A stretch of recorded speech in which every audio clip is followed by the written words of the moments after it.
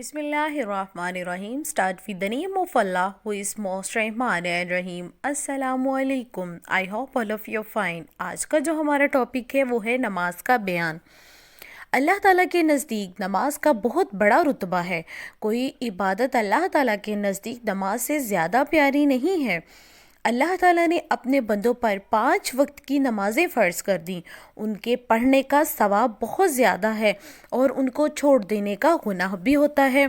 حدیث شریف میں آتا ہے کہ جو کوئی اچھی طرح سے وضو کرے اور پھر خوب اچھے طریقے سے دل لگا کر نماز ادا کرے تو قیامت کے دن اللہ تعالیٰ اس کے سب چھوٹے چھوٹے گناہ معاف فرما دیں گے اور اسے بخش دیں گے اور اس کو جنت عطا فرمائیں گے.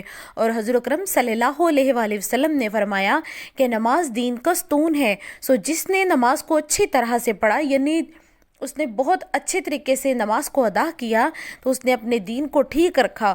اور جس نے اس کو اچھے طریقے سے نہیں ادا کیا اس نے ستون کو گرا دیا یعنی نماز نہ پڑھی، دین برباد کر دیا. اور حضرت محمد صلی اللہ علیہ وآلہ وسلم نے فرمایا کہ قیامت میں سب سے نماز کا ہی پوچھوں گا اور نمازیوں کے ہاتھ اور پاؤں اور منہ قیامت میں آفتاب کی طرح چمکتے ہوں گے اور بے نمازی اس دولت سے محروم رہیں گے.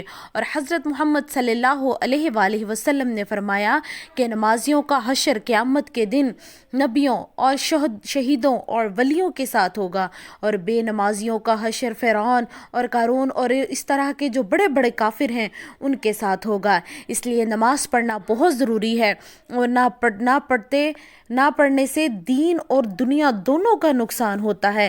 اس سے بڑھ کر اور کیا ہوگا کہ بے نمازی کا حشر کافروں کے ساتھ ہوگا. بے نمازی کافروں کے برابر سمجھا جائے گا.